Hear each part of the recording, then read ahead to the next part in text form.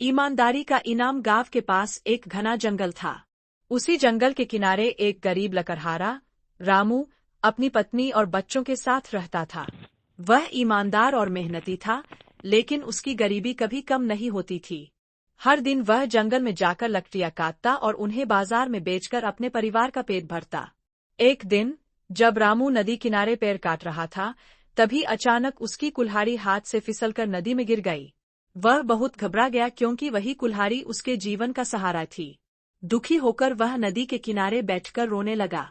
उसी समय नदी से एक जलपरी प्रकट हुई और बोली, रामू, तुम क्यों रो रहे हो? रामू ने पूरी ईमानदारी से अपनी परेशानी बताई। जलपरी मुस्कुराई और बोली, चिंता मत करो, मैं तुम्हारी कुल्हाड़ी निकाल कर लाती हूँ। वह पानी में डूबी और थोड़ी देर बाद एक सोने की कुल्हाड़ी लेकर आई। क्या यह तुम्हारी कुल्हाड़ी है? जलपरी ने पूछा। रामू ने कुल्हाड़ी को देखा, लेकिन सिर हिलाते हुए कहा, नहीं, मेरी कुल्हाड़ी तो लोहे की थी। जलपरी फिर पानी में गई और इस बार चांदी की कुल्हाड़ी लेकर आई। क्या यह तुम्हारी कुल्हाड़ी है? उसने फिर पूछा। रामू ने फिर मना कर दिया और कहा, नहीं, मेरी कुल्हाड़ी तो साधारण लोहे की थी। आखिर में जलपरी ने लोहे की कुल्हाड़ी निकाली और पूछा, क्या यह तुम्हारी कुल्हाड़ी है? रामू खुशी से बोला, हाँ, यही मेरी कुल्हाड़ी है। रामू की ईमानदारी से प्रभावित होकर जलपरी ने उसे तीनों कुल्हाड़ियां इनाम में दे दी।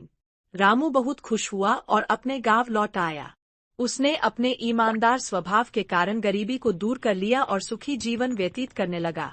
शिक्षा: ईमानदारी का हमेशा इनाम मिलता है। हमें किसी भी परिस्थिति